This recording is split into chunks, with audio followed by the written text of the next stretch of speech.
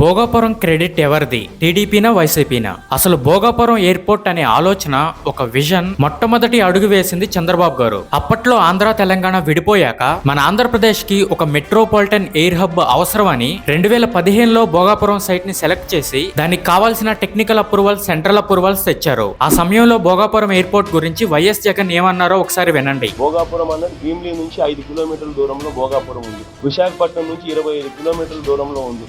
దిక్కుమాలిన ఆలోచనలు చేయడం, రైతులు కడుపు కొట్టడం నిజంగా ఎంత మటుకు ధర్మం అని అడుగుతా ఉన్నా. అలా అని భోగాపురం ఎయిర్పోర్ట్ కోసం జగన్ ఏం చేయలేదా అంటే 2019లో జగన్ అధికారంలోకి వచ్చాక కోర్టు కేసులన్నీ సాల్వ్ చేసి ల్యాండ్ అక్విజిషన్ ప్రాసెస్ కూడా పూర్తి చేసి సెంట్రల్ నుండి అప్రూవల్స్ తెచ్చుకుని కన్స్ట్రక్షన్ పనులు కూడా మొదలు పెట్టారు. నా ఒపీనియన్ ఏంటి అంటే భోగాపురం ఐడియా చంద్రబాబుది, కానీ జగన్ సీఎం గా ఉన్నప్పుడు 30% ఎయిర్పోర్ట్ పనులు పూర్తి చేశాడు. చివరికి భోగాపురం ఎయిర్పోర్ట్ అనే తన విజన్ ని ఫినిష్ చేసింది చంద్రబాబే. భోగాపురం ఎయిర్పోర్ట్ గురించి మీ అభిప్రాయాన్ని కామెంట్ చేయండి.